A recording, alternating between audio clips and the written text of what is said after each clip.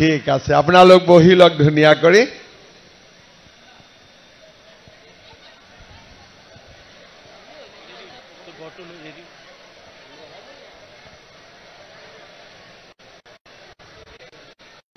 ইলেকশনৰ বটা লাগিছে নে নাই ইফালে সব মেম্বাৰ বিলাকে ঘূৰি আছে নে গাঁৱে গাঁৱে একদম ঠিক আছে আমাৰ গুৱাহাটী জিলা ভাৰতীয় জনতা পাৰ্টিৰ সভাপতি তপন দাস ডাঙৰীয়া বিমানকোট মণ্ডল ভাৰতীয় জনতা পাৰ্টিৰ সভাপতি তীৰ্থ মেধি ডাঙৰীয়া গুৱাহাটী পৌৰ নিগমৰ মেয়ৰ বিজ্ঞান শৰণীয়া ডাঙৰীয়া অশোক ভৰালী ডাঙৰীয়া নবাৰুণ মেধি ডাঙৰীয়া আমাৰ তালুকৰ সভাপতি উপেন চন্দ্ৰ নাথ ডাঙৰীয়া এজিপিৰ সম্পাদক জগন্নাথ ঠাকুৰীয়া ডাঙৰীয়া যোগীপাৰা ৰাইজ গৈৰহৰ সভাপতি কামিনী নাথ ডাঙৰীয়া কাহিকুছি আঞ্চলিক এজিপিৰ সভাপতি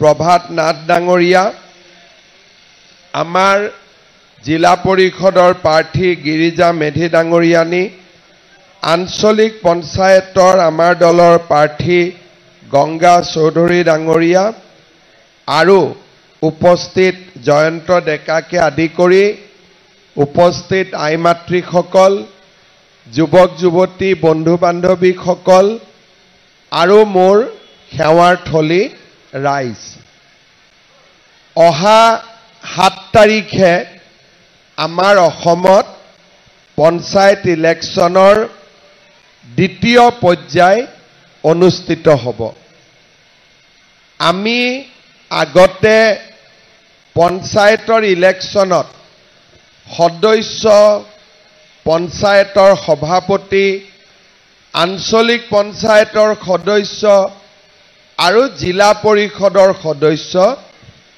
4খন বেলট পেপাৰত আমি ভোট দিব লাগিছিল এইবাৰ চৰকাৰে নিয়মৰ পৰিৱৰ্তন কৰিছে আৰু এইবাৰ আমাৰ 3খন বেলট পেপাৰ থাকিব এখন গাঁও সভাৰ সদস্যৰ কাৰণে এখন আঞ্চলিক পঞ্চায়তৰ সদস্যৰ কাৰণে আৰু এখন জিলা পৰিষদৰ সদস্যৰ কাৰণে লোকসভা আৰু বিধানসভাত আমি মেচিনত ভোট দিওঁ কিন্তু পঞ্চায়ত ইলেকশ্যনত যেহেতু 3খনকৈ বেলট পেপাৰ থাকে সেইবাবে মেচিনত ইলেকশ্যন পতা সম্ভৱ নহয় আৰু সেই কাৰণে আমি বেলট পেপাৰত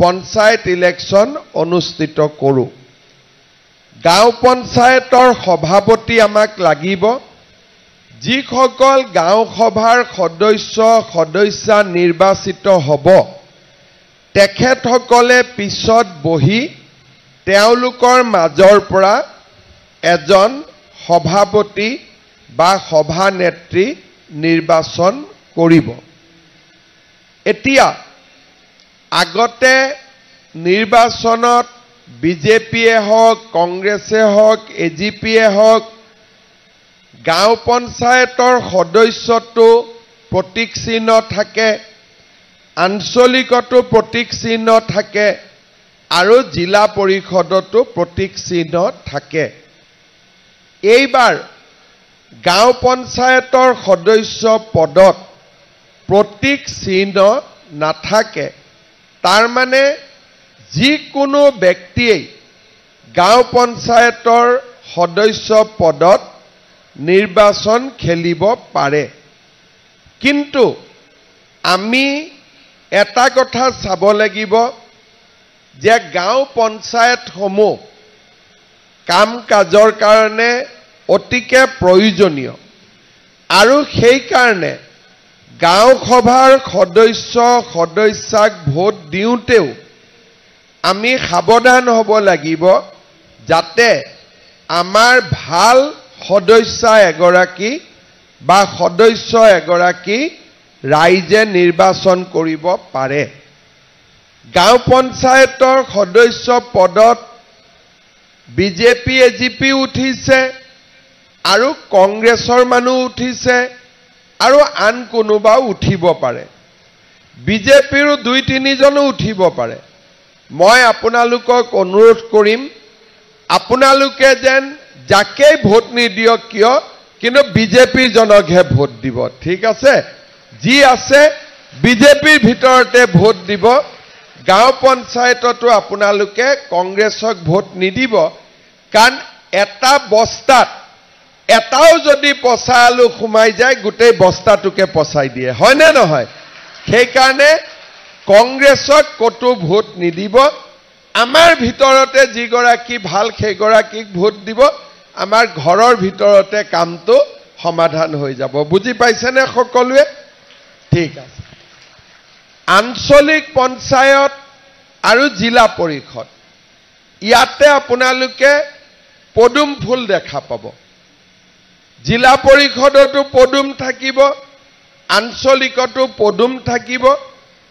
এজিপিৰো গড়ল আৰু ধাৰাপুৰত এজিপি বা এই ধৰণে আমি ভগাই মিলাই লৈছো, কিন্তু আমাৰ কাহিকুছিত দুইটাই পদুম ফুলৰ ছবিতে আমাৰ প্ৰাৰ্থী আছে। এটা এজিপি, এটা হাতী, এটা পদুম। ঠিক আছে? এতিয়া কৰবাত দুইটাই পদুম, কৰবাত এটা হাতী এটা পদুম, কিন্তু হাতী মানে পদুম, পদুম মানে হাতী। হাতী আৰু পদুমৰ মাজত পাৰ্থক্য নাই। সেইকাৰণে আপোনালোকে প্ৰথমতে ধুনীয়াকৈ হাতীটোক ভোট দি ল'ব, আকৌ দ্বিতীয়খন বেলট পেপাৰ পাব, পদুমক ভোট দিব, তৃতীয়খনত যি চিন হয় কিন্তু বিজেপিৰ ভিতৰত দিব। হ'ব? গতিকে আমি এই ধৰণে যদি নিৰ্বাচন খেলো, আমি আমাৰ চৰকাৰৰ যিখিনি কাম কাজ তাৰ লগত আমি একেলগে আগবাঢ়ি যাব পাৰিম আৰু আমাৰ ভাৰতীয় জনতা পাৰ্টি আৰু এজিপিৰ মিত্ৰ গোষ্ঠীৰ চৰকাৰকো আমি শক্তিশালী কৰিব পাৰিম। শ্ৰদ্ধাৰ ৰাইজ, আপোনালোকে জানে যে আমাৰ এই কাহিকুছি পঞ্চায়ত আগতে পশ্চিম গুৱাহাটী সমষ্টিৰ অন্তৰ্গত আছিল, কিন্তু এইবাৰ সমষ্টিবিলাক নতুনকৈ গঠন হ'ল আৰু আমাৰ কাহিকুছি, গড়ল, আজাৰা, ধাৰাপুৰ এই গোটেই অঞ্চলটো জালুকবাৰী সমষ্টিৰ অন্তৰ্ভুক্ত হ'ল। 26 চনত যেতিয়া আমি বিধানসভাত ভোট দিম, পশ্চিম গুৱাহাটী বুলি নহয়, আমি জালুকবাৰী বুলি ভোট দিম। আৰু যদি দলে মোক মনোনয়ন দিয়ে, তেতিয়াহ'লে ময়ো জালুকবাৰী সমষ্টিতে ইলেকশ্যন উঠিব লাগিব অহাবাৰ। এতিয়া মেট্ৰিক পৰীক্ষা দিলে, মেট্ৰিকৰ আগতে টেষ্ট পৰীক্ষা এটা হয় নহয়, বাছনি পৰীক্ষা এটা হয়নে নহয়? বাছনি পাছ কৰিলেহে মেট্ৰিক দিব পাৰি। গতিকে এই পঞ্চায়ত ইলেকশ্যনটো মোৰ কাৰণে বাছনি পৰীক্ষা ধৰণৰ। গতিকে বাছনি পাছ কৰিলেহে মই মেট্ৰিক দিব পাৰিম। সেইকাৰণে সদস্যই হওক, আঞ্চলিক সদস্যই হওক বা জিলা পৰিষদে হওক, আমি যি প্ৰাৰ্থীক ভোট দিব আপোনালোকক অনুৰোধ কৰিছোঁ, সেই প্ৰাৰ্থীবিলাক পাছ কৰিলেহে মই মেট্ৰিক পৰীক্ষা দিব পাৰিম, হয়নে নহয়? সেইকাৰণে আপোনালোকে যেন পঞ্চায়ত ইলেকশ্যনত এজিপিক আঞ্চলিকত আৰু বিজেপিক জিলা পৰিষদ ভোট দিয়ে। দিবনে? সবে দিবতো? একদম সকলোৱে যাতে সুন্দৰ কৰি আমাৰ আঞ্চলিকত এজিপি আৰু জিলা পৰিষদত বিজেপি। এতিয়া মই আপোনালোকক 2-4 আখৰ অলপ চৰকাৰে কি কৰি আছে, কেনেকৈ আগলৈ কি কৰিব খুজিছে তাৰ বিষয়ে আপোনালোকক মই অকণমান বুজাই দিব খুজিছোঁ। শ্ৰদ্ধাৰ ৰাইজ, আমি অসমত বিজেপি 2016 চনৰ পৰা চৰকাৰ হ'ল। 16ৰ পৰা 21, 21ৰ পৰা আমি এতিয়া 25 চন। আমাৰ 9 বছৰ হ'ল। এই 9 বছৰৰ মাজত কোভিডো আহিলে, 2-2.5 বছৰ কোভিডৰ লগতে সময়টো পাৰ হৈ গ'ল। ভেকচিন, অক্সিজেন, চিকিৎসা, ঔষধ, হস্পিটাল এনেকে পাৰ হৈ গ'ল। কাম কৰাৰ আমি সুযোগ পালোঁ 21 চনৰ পৰা 4 বছৰ। 1 বছৰ আৰু আছে। আগতে আমাৰ অসমত কোনে চৰকাৰ চলাইছিল? কংগ্ৰেছ দলে চৰকাৰ চলাইছিল। 15 বছৰটো একেলগে চলালে আৰু তাৰ আগতেও চৰকাৰ কংগ্ৰেছৰে আছিলে, এজিপিক বাদ দি। 1979 চনৰ পৰা আজি 1920 চন, এক প্ৰকাৰ ক'ব গ'লে 70ৰ পৰা 80, 10, 80ৰ পৰা 90, 10, 90ৰ পৰা 100, 100, 110, 120, 40 বছৰ। 40 বছৰ যিসকলৰ বয়স 55 হৈছে, 40 হৈছে, 35 হৈছে, 60 হৈছে, 65 হৈছে, তেওঁলোকে এটা মনত হিচাপ কৰিব পাৰে যে 40 বছৰ অসমত অসমীয়া মানুহবিলাকে এটা দিনো পাৰ কৰা নাছিল য'ত নেকি কোনবা নহয় কোনবা জায়গাত আন্দোলন নহৈছিল। আজি বোলে গুৱাহাটী বন্ধ, কালি বোলে অসম বন্ধ, কালি বোলে ধৰ্ণা, কালি বোলে ধৰ্মঘট, কালি বোলে স্কুল বন্ধ, কালি বোলে নামনি অসম বন্ধ, মধ্য অসম বন্ধ। 15 দিন পাৰ হ'বই নাপায়, কৰবাত বোমা এটা ফুটেই। আৰু কেতিয়াবা কেতিয়াবা ৰাতিপুৱাই খবৰ পাওঁ বোলে আমাৰ গাঁৱৰে ল'ৰা এটাক কোনোবাই গুলিয়াই মাৰিলে। কাৰোবাৰ ঘৰত যদি ল'ৰা ছোৱালী পুলিচ CRPত কাম কৰে, ঘৈণীয়েক মাকৰ সদায় চিন্তা থাকে আজিনো কি হ'ব। এনেকৈ 79 চনৰ পৰা অসমীয়া মানুহবিলাক 2020 চনলৈ আমি ৰাতিপুৱা সদায় বাতৰি কাকতত বেয়া খবৰবিলাক পঢ়ি পঢ়ি আমি ডাঙৰ হৈছিলোঁ। 21 চনত মই মুখ্যমন্ত্ৰী হলো। যোৱা 4 বছৰ আপোনালোকে কৰবাত বোমা বিস্ফোৰণৰ বাতৰি পঢ়িছে নেকি? যোৱা 4 বছৰ বোম নাই, গুলি বাৰুদ নাই, আন্দোলন নাই, বড়ো আন্দোলন নাই, কাৰ্বি আন্দোলন নাই, জনজাতি অজনজাতি কাজিয়া নাই, গোষ্ঠীগত সংঘৰ্ষ নাই, অসমীয়া বঙালী, অসমীয়া বিহাৰী যত যি খেলি মেলি আমাৰ অসমত আছিল, 2021 চনৰ পৰা আজি 4 বছৰ আমাৰ অসমখন একেবাৰে শান্তিৰ প্ৰদেশলৈ ৰূপান্তৰ হ'ল। সৰু সুৰা আন্দোলন এটাও নাই। স্কুল কলেজ সম্পূৰ্ণ চলে, কলেজ সম্পূৰ্ণ চলে। বাকিটো মই নকয়ে। আগত 4খন ফ্লাইট আহিছিল গুৱাহাটী এয়াৰপোৰ্টত, এতিয়া দিনে ৰাতিয়ে খালি ফ্লাইটে চলাচলি কৰি থাকে। ৰাতিয়ে দিনে ইয়াতে ফ্লাইটে নামে, ফ্লাইটে উঠে। তাৰ মানে মানুহৰ মনত অসমক লৈ ভয় ভাৱটো নোহোৱা হৈ গ'ল। আৰু অসমৰ ভিতৰত থকা মানুহেও বোলে ৰাতি 2টাত বিহু ফাংচন হৈছে, ঘৰৰ ল'ৰা ঘৰত আহিব। কোনো ধৰণৰ বেয়া চিন্তা আজিকালি আমাৰ মনত নাহে। 4 বছৰত 40 বছৰে অসমত যি কাম হোৱা নাছিল, এই 4 বছৰত অসমৰ মানুহে এখন নতুন অসম দেখা পালে। আজি বোলে বিহু ৰাষ্ট্ৰীয় মঞ্চত, কালি বোলে ঝুমুৰ নৃত্য, পৰখি বোলে অসমীয়া ধ্ৰুপদী ভাষালৈ ৰূপান্তৰ হ'ল।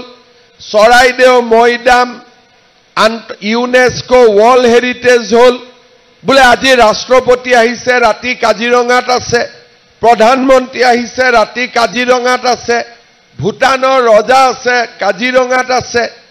আমাৰ অসমৰ প্ৰতি মানুহৰ ভাৱমূৰ্তিও পৰিৱৰ্তন হ'ল, আৰু অসমৰ ভিতৰতো আগতে নোহোৱা বহুত নতুন নতুন কাম সংশোধন আৰু সংস্কাৰ হ'ল চৰকাৰী চাকৰি এটা পাবৰ বাবে আমাৰ অসমত আগতে 5 লাখ টকালৈকে ঘোষ দিবই লাগিব এচিএছ এপিএছ অফিচাৰ হ'বৰ কাৰণেতো 1 কোটি 1.5 কোটি ঘোষ দিব লাগিব অংগনবাদী চাকৰি এটা কৰিবৰ কাৰণেও ৰাজনৈতিক নেতাৰ পিছত ঘূৰিব লাগিব তাতো টকা পইচা খাব লাগিব মই মুখ্যমন্ত্ৰী হলো 1.5 লাখ অসমীয়া ল'ৰা ছোৱালীয়ে চাকৰি পালে মই যদি 1 লাখ টকা কৈ ললোহেতেন মোৰ ঘৰত 1500 কোটি টকা জমা হ'লহেতেন আজি টকা বাদ দিয়ক চাকৰি নামত অসমত মানুহে তামোল পাণ এখনো খাব খা নকৰে এতিয়া চাকৰি কোনে পায় বোলে পাণ দোকানী ল'ৰা বোলে মাকে বজাৰত সবজি বেপাৰ কৰিছে তাৰ ল'ৰা ছোৱালী ঠেলা চালকৰ ল'ৰা আজি আমাৰ অসমখন দুখীয়া দৰিদ্ৰ নিম্ন মধ্যবিত্ত আৰু মধ্যবিত্ত সমাজে আজি টকা পইচা নিদিয়াকৈও চাকৰি পাব পাৰে ইয়াৰ ফলত লাভ হৈছে কি আগতে মাকে কয় বাবা স্কুলত যা স্কুলত গৈনো কি হ'ব পঢ়ি চাকৰি পাব নেকি উল্টাই লৰাই মাককে কয় বোলে মা কলেজত যাচোন বোলে মা কলেজত গৈ কি লাভ হ'ব চাকৰি পাব নেকি তোমাৰ পইচা আছে চাকৰি মোক লৈ দিবৰ কাৰণে এতিয়াতো সেইবোৰ নুখুদে বোলে যা ভালকৈ পঢ় মামা আছে চাকৰি পাই যাব আজি মাক বাপেকেও ল'ৰা ছোৱালীক স্কুলত পঠাব পাৰে যে আমাৰ অসমত এতিয়া টকা পইচাৰ কথা নাই পঢ় যদি চাকৰি পাবি আজিৰ পৰা 10 বছৰ আগতে কোনোবাই এই কথা সপোনতো ভাবিব পাৰিছিল নেকি আপোনালোকে এবাৰ চিন্তা কৰক কংগ্ৰেছৰ মানুহবিলাকে যিমান ডাঙৰ ডাঙৰ ঘৰ বনাইছে গাড়ী কিনিছে সব চাকৰি নামত কালেকশন কৰা টকা আৰু লৰাই টকা দিয়ে টকা দিলেও যে চাকৰি পাব গ্যাৰেন্টি নাই আকৌ টকা কেটা ঘূৰাই নিবৰ কাৰণে 5 বছৰ তেওঁৰ ঘৰত গৈ থাকিব লাগে এনেকুৱা কিমান উদাহৰণ আমাৰ অসমত আছে আজি আমাৰ অসম পৰিৱৰ্তন হৈছে ৰাস্তা ঘাট স্কুল কলেজ অংগনবাদী কেন্দ্ৰ গাঁৱৰ নামঘৰসমূহ আগত কোনো চৰকাৰে গাঁৱৰ নামঘৰত পইচা নিদিছিল এমএলএ এমপিয়ে কিবা এটা দিলে যদি দিলে এই বছৰে যোৱা ফেব্ৰুৱাৰী মাহত মই 25,000 নামঘৰক 3 লাখকৈ টকা দিছো এটা দুটা নহয় মন্দিৰ নামঘৰ মহাপুৰুষ শংকৰদেৱৰ জন্মভূমি দামোদৰদেৱৰ জন্মভূমি মাধৱদেৱৰ জন্মভূমি যিবিলাক কাম অসমত আগত কেতিয়াও হোৱা নাছিল আজি আমাৰ ৰাজ্যখনলৈ পৰিৱৰ্তন আহিছে আগতে ৰেশন কাৰ্ড কোনে বিচাৰিছিল অসমীয়া মানুহে ৰেশন কাৰ্ড নালাগে অকল বাংলাদেশিক ৰেশন কাৰ্ড লাগে যাতে কোনোবাই বিদেশী বুলি ক'লে ৰেশন কাৰ্ডখন দিব পাৰে এতিয়া ৰেশন কাৰ্ডত আমি বিনামূলীয়া চাউল পাওঁ ৰেশন কাৰ্ডখন দেখুৱালে আয়ুষ্মান ভাৰত আয়ুষ্মান অসম 5 লাখ টকালৈকে বিনামূলীয়া চিকিৎসা হয় এইবাৰ আমি ঠিক কৰিছো কলেজত চৰকাৰে বিনামূলীয়া এডমিশন দিয়ে এডমিশন লওঁতে প্ৰিন্সিপাল বিলাকে কয় ইনকাম সাৰ্টিফিকেট লাগিব গাঁওবুঢ়া মৌজাদাৰ পঞ্চায়ত তাতো টকা পইচা দিব লাগে এইবাৰ মই ঠিক কৰিছো যে ৰেশন কাৰ্ডখন দিলেই কলেজত বিনামূলীয়া এডমিশন হ'ব কোনো সাৰ্টিফিকেট আমাক নালাগে শ্ৰদ্ধাৰ ৰাইজ আমাৰ প্ৰধানমন্ত্ৰী আৱাস যোজনাৰ ঘৰ আগতে জিঅ টেগিং কৰিব পইচা দিব লাগিছিল এতিয়া জীৱিকা সখী বাইদেউসকলে জিঅ টেগিং কৰি দিয়ে 10 মেৰ পৰা মই নিয়ম কৰিছো 30 দিন নিজৰ জিঅ টেগিং নিজে কৰিব পাৰিব বেলেগৰ সহায় ল'ব নালাগে এতিয়া চাউল হল এডমিশন হল, জিঅ' টেগিং হল, অৰুণোদয় আঁচনি 1250 টকা আমি মাহত পাওঁ। ঘৰখন চলোৱাৰ কষ্ট বহুতখিনি আমাৰ কমি যায়। আমাৰ সমষ্টিত বা আন জায়গাত 40,000 এটা সমষ্টিৰ পৰিয়ালক আমি অৰুণোদয় দিছোঁ। ইলেকশ্যনৰ পিছত আমাৰ ইয়াতো যি দুখীয়া মানুহে অৰুণোদয় পোৱা নাই, সকলোকে মই অৰুণোদয় পোৱাৰ ব্যৱস্থা কৰি দিম। আপোনালোকে ঘৰতে অৰুণোদয় পাই যাব, চিন্তা কৰিবলগীয়াও নাই। 4,000 5,000 যি এক্সট্ৰা লাগে মই দি, যিখিনি দুখীয়া বা নিম্ন মধ্যবিত্ত মানুহে পোৱা নাই আমি পোৱাৰ ব্যৱস্থা কৰি দিম। অৰুণোদয় পালোঁ, বিনামূলীয়া চাউল পালোঁ, কলেজত এডমিশন হ'ল। 1 অক্টোবৰৰ পৰা ৰেচন কাৰ্ডত চাউলৰ লগতে আমি ৰাইজক নিমখ, চেনি, দালি এই তিনিটা বস্তু আমি বজাৰতকৈ 30 টকা কেজি আমি কম দামত দিম। বজাৰত যদি 90 টকা চেনি হয়, ৰেচন কাৰ্ডত আপোনালোকে 60 টকাত পাব। বজাৰত যদি দালি 100 টকা হয়, ৰেচন কাৰ্ডত আপোনালোকে 70 টকা পাব। গেছৰ চিলিণ্ডাৰৰ দাম কিমান? 950 নে 1,000? 1,000। অহা 1 অক্টোবৰৰ পৰা মই আপোনালোকক ৰেচন কাৰ্ডৰ 1 অক্টোবৰৰ পৰা গেছৰ চিলিণ্ডাৰ মই আপোনালোকক 650 টকাত দি দিম। 650 টকাত গেছৰ চিলিণ্ডাৰ পাব। প্ৰধানমন্ত্ৰী উজ্জ্বলা যোজনাৰ কাৰ্ড কাৰ আছে? গেছৰ কাৰ্ড। যাৰ উজ্জ্বলা গেছৰ কাৰ্ড আছে তেওঁলোকে গেছ 250 টকাত পাব। ভাল হ'বনে বেয়া হ'ব? তাৰ মানে এতিয়া আপোনালোকে হিচাপ কৰক, ঘৰখনৰ ৰাইজৰ লাভটোতো হৈয়ে আছে। ৰাস্তা হৈছে, ফ্লাইঅভাৰ হৈছে, স্কুল হৈছে, কলেজ হৈছে, মেডিকেল কলেজ হৈছে, ৰাইজৰ কামটো হৈ আছে। লগতে আমাৰ নিজৰ কাম কিমান হৈছে? চাউল কেইটা কিনিব নালাগে, দালি, তেল, নিমখ, গেছ কম দামত পাম। অৰুণোদয় পালোঁ 1250 টকা। কলেজত ল'ৰা ছোৱালীক এডমিশন দিব নালাগে। আৰু ছোৱালী যদি কলেজত পঢ়িছে তাৰো খৰচ নিযুত মইনা চৰকাৰে দি আছে। তাৰমানে এটা পৰিয়ালৰ যদি হিচাপ কৰে, যাৰ ঘৰত 3টা ল'ৰা ছোৱালী কলেজত পঢ়ে তাৰটো লম্বা, কিন্তু যদি এজন ল'ৰা ছোৱালীও কলেজত পঢ়ে, এই গোটেই আঁচনিবিলাক লৈ চৰকাৰে 2,000 টকাৰ পৰা 2,500 টকা আজি আপোনালোকৰ কষ্ট কমাই দিছে। 1 এপ্ৰিলৰ পৰা ইলেক্ট্ৰিচিটিৰ দামো আমি 1 টকা কমাই দিছোঁ। এইবাৰ বিলত আপোনালোকে দেখা পাব। অক্টোবৰ মাহত পাৰিলে মই আৰু 50 পইচা 1 টকা আৰু ইলেক্ট্ৰিচিটিৰ দাম কমাই দিম।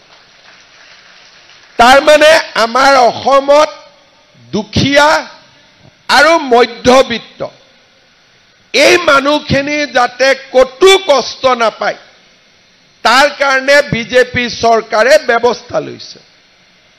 মই যেনেকৈ মুখ্যমন্ত্ৰী, তৰুণ গগৈ তেনেকৈ মুখ্যমন্ত্ৰী আছিলে, কিন্তু কংগ্ৰেছ চৰকাৰৰ দিনততো এইবোৰ কৰিব পাৰিলেহেঁতেন। কিন্তু কংগ্ৰেছে আমাক কি দিছিলে?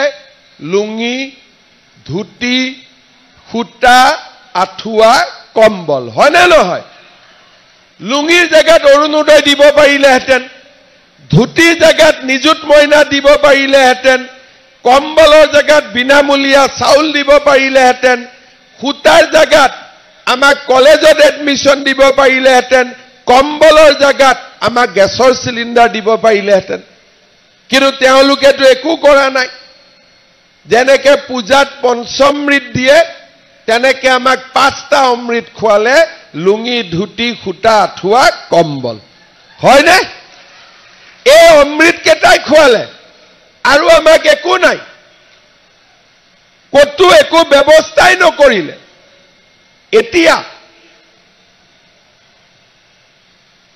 আমাৰ কংগ্ৰেছৰ মানুহবিলাকে কয় যে আমাক ভোট দিয়ক এই লুঙি পাৰ্টি কোনে ভোট দিব এতিয়া যদি কংগ্ৰেছক ভোট দিয়ে আকৌ লুঙি আহিব ধুতি আহিব অৰুণোদয়টো নাহে গেছৰ চিলিণ্ডাৰটো নাহে গতিকে মই ৰাইজক কৈছো অৰুণোদয় নিযুত মইনা লাগে বিজেপিক ভোট দিম লুঙি ধুতি লাগিলে আমি কংগ্ৰেছক ভোট দিম হয়নে নহয় মাজে মাজে মই কংগ্ৰেছৰ ল'ৰা ছোৱালীবিলাকক লগ পালে ধেমালিতে কওঁ যে হাতৰ ছবিখন বাদ দে লুঙিৰ ছবিত ইলেকশ্যন উঠি থাকে খুটাও কেনেকে দিছিলে দিয়াখিনিও ভালকৈ নিদিছিলে বোলে কংগ্ৰেছৰ মিটিং বোলে মিটিঙত গ'লে কি পাম বোলে খুটা পাবি 5000 মহিলা গ'ল বোলে খুটা পাম ট্ৰাকত খুটা থাকে 200 বান্ডল তলত মহিলা থাকে 5000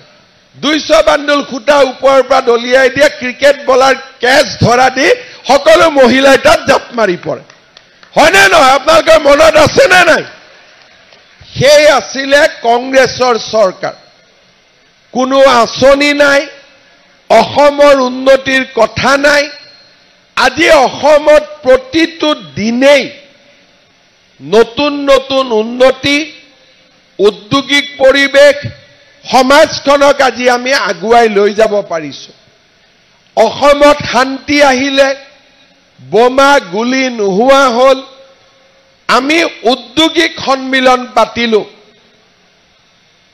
ভাৰতৰ উদ্যোগপতিসকল আহি ক'লে যে আমি অসমত 5 লাখ কোটি টকা বিনিয়োগ কৰিম লাভ কাৰ হ'ব ইমান যদি উদ্যোগ হয় যিবিলাক ল'ৰা ছোৱালী আজি বেংগালুৰ কৰ্ণাটকা এই জাগাবিলাকত 7,000-8,000 টকাত সিকিউৰিটি গাৰ্ড কাম কৰি আছে মাক বাপেকৰ চিন্তা চিকিৎসা বেমাৰ হলে চিকিৎসা ল'ব নোৱাৰে আজি ইমানবোৰ উদ্যোগ যদি অসমত স্থাপন হয় আমি মাকৰ লৰাক আকৌ মাকৰ কোলাত আমি উভতাই লৈ আহিব পাৰি কোনেও চিন্তা কৰা নাছিল আগতে 1,50,000 টকাৰ চাকৰি কৰিব যাওক কিন্তু 7,000-8,000 টকাৰ চাকৰি কৰিব গলে না ঘৰত 2 পইচা পঠাব পাৰে না কি ভাল কৰি তাত থাকিব পাৰে আজি আমাৰ অসমখনক আমি পৰিৱৰ্তন কৰিব লাগিব 40 বছৰ আমি চেষ্টা কৰিলো যে আন্দোলন কৰিলে পৰিৱৰ্তন হয় নেকি কিন্তু আন্দোলন কৰিলে উদ্যোগো নাহে পৰ্যটকো নাহে আৰু অসমত উন্নতি নহয় যোৱা 4 বছৰ ৰাইজে আমাক সহায় কৰিলে অসমখন শান্তিলৈ পৰিৱৰ্তন হ'ল আৰু আজি আমাৰ ৰাজ্যৰ চাৰিওফালে উলহ মালহৰ পৰিৱেশ মানুহৰ মনত আনন্দ মানুহৰ মনত উৎসাহ আজি লাহে লাহে আমাৰ অসমখন ভাৰতৰ ভিতৰতে এখন সৰ্বাংগ সুন্দৰ ৰাজ্য হোৱাৰ পথত আজি আমাৰ অসমখন আগবাঢ়িছে শ্ৰদ্ধাৰ ৰাইজ এই অসমখনক আমি ধৰি ৰাখিব লাগিব আমাক লুঙি ধুতিৰ ৰাজনীতি নালাগে আমাৰ অসমখনক আমি আগুৱাই লৈ যাব লাগিব আমাৰ নিম্ন মধ্যবিত্ত দৰিদ্ৰ দুখীয়া সমাজখনক আমি সকাহ দিব লাগিব আগতে মেডিকেল পঢ়িব ল'ৰা ছোৱালী বাহিৰত গৈছিল এতিয়া মই অসমত 24খন মেডিকেল কলেজ বনোৱাৰ কাম হাতত লৈছো 14খন হৈ গ'ল এতিয়া মেডিকেল পঢ়িব ল'ৰা ছোৱালী বাহিৰত যাব নালাগে 2,500-3,000 ডক্টৰ প্ৰতি বছৰে অসমতে আমি ইয়াৰ পৰা পাছ কৰাব পাৰিম আগতে এইবোৰ কথা চিন্তাই কৰা নাছিল মই কলেজত থাকাৰ দিনত অসমত 3খন মেডিকেল কলেজ 3খনে আছিল আজি 1খন 2খন 3খন কৈ 24খন মেডিকেল কলেজৰ কাম অসমত আজি চলি আছে যাক আমি অসমীয়াই আজিৰ পৰা 5 বছৰ আগত 10 বছৰ আগত আমি ভাবিবই পৰা নাছিল ব্ৰহ্মপুত্ৰৰ দলং বোলে আজি বগীবিলত হল কালি বোলে ঢলাত হল কালি বোলে মাজুলীত হল পৰখি বোলে গহপুৰত হল কলিয়াবৰত হল নগাঁও মৰিগাঁৱত হল নাৰেংগী কুৰুৱাত হল গুৱাহাটী উত্তৰ গুৱাহাটীত হল খৰাইঘাট হল আমাৰ ঘৰৰ কাষতে শুৱালকুছি পলাশবাৰীটো ব্ৰহ্মপুত্ৰৰ দলং হল আগতে মানুহে এইবোৰ চিন্তাই কৰিব পৰা নাছিল আজি আমাৰ ৰাজ্যখনলৈ এটা ভাবিব নোৱাৰা পৰিৱৰ্তন আহিল এই পৰিৱৰ্তন আমি ধৰি ৰাখিব লাগিব আৰু আমাৰ অসমখনক আগুৱাই লৈ যাব লাগিব শ্ৰদ্ধাৰ ৰাইজ এই অঞ্চলটোৰ ৰাইজৰ যিমান অভাৱ অভিযোগ সমস্যা আছে সকলো সুন্দৰভাৱে সমাধান হ'ব আৰু আমি আমাৰ অঞ্চলটোক আগুৱাই লৈ গৈ থাকিম মই এটা উদাহৰণ দিছো আগতে ব্ৰহ্মপুত্ৰৰ দলং পাৰ হলে সেইফালে একোৱেই নাছিলে এতিয়া ব্ৰহ্মপুত্ৰৰ দলং পাৰ হলে ডিসি অফিসও দেখা পাব আইআইটিও দেখা পাব সেইফালে এইমসও দেখা পাব ল ইউনিভাৰ্সিটিও দেখা পাব দেখিলে লাগে যে এই 5-10 বছৰ 15 বছৰৰ ভিতৰত কি জায়গা কিহলৈকে ৰূপান্তৰ হল আজি আমাৰ চেষ্টাৰ ফলত সমগ্ৰ অঞ্চলটো আজি এক নতুন ৰূপ পালে আজি আপোনালোকৰ মাজত মই যেতিয়া বিধায়ক হিচাপে আহিম এতিয়া ৰমেন্দা আছে সেইকাৰণে বাইপাস কৰিব বেয়া লাগে যি পাৰো অলপ অলপ কৰি আছো কিন্তু এবাৰ ইলেকশন হৈ যোৱাৰ পিছত আপোনালোকৰ একো অসুবিধা নালাগে কা ড্ৰেইন লাগে ৰাস্তা লাগে কিবা লাগে কতো যাব নালাগে সকলো কাম আমাৰ ইয়াত বহি হৈ যাব আৰু ৰাতিয়ে দিনে আপোনালোকে এটা সাহসও পাব যে কবাত কিবা এটা হলে মানুহ এজন আছে লগে লগে আপোনালোকে পাই যাব সেইকাৰণে এইটো মোৰ প্ৰথম ইলেকশন আপোনালোকৰ মই আশীৰ্বাদ বিচাৰিছো সহায় বিচাৰিছো আৰু আপোনালোকে আশীৰ্বাদ কৰক যাতে বিজেপি আৰু এজিপি দল ইয়াত বিজয়ী হ'ব পাৰে আমাৰ এই জিলা পৰিষদৰ নাম দীপৰ বিল জিলা পৰিষদ গিৰিজা মেধি বাইদেউ আমাৰ দলৰ হৈ ইলেকশনত উঠিছে হয়নে দিয়ক বাইদেউ গামোচা দিব দিয়ক জিকিবনে নাই বাইদেউ জিকিব নাই সবে ভোট দিব সবে দিয়াত আছে নে নাই পুৰা ডাঙৰ কৰি কক দিবনে নাই বাইদেউ চিনটো কি বাস তাৰ পিছত আমাৰ কাহিকুচি আঞ্চলিক পঞ্চায়ত শ্ৰীমতী গংগা চৌধুৰী বাইদেউ চিনটো কি এটা আপোনালোকৰ কিন্তু কষ্ট আছে এখনত পদুম বিচাৰিব লাগিব এখনত হাতী আৰু এখনত নিজৰ সদস্যৰ চিনটো হয়নে জিকিবনে নাই বাইদেউ জিকিব 100% জিকিব বঢ়িয়া তাৰ মানে হাতী মানে পদুম পদুম মানে হাতী সকলে বুজি পালে তেতিয়ালে মোৰ লগত একেলগে কব ভাৰত মাতা কি भारत माता के नरेंद्र मोदी जिंदाबाद नरेंद्र मोदी जिंदाबाद बीजेपी जिंदाबाद बीजेपी जिंदाबाद एजीपी जिंदाबाद एजीपी जिंदाबाद बहुत बहुत धन्यवाद আজি ৰবিবাৰ দিন ঘৰতো কাম কাজ আছে মই 1 ঘণ্টা সময় ললো পিছত আকৌ আহিম ঠিক আছে বহুত বহুত ধন্যবাদ জয় হিন্দ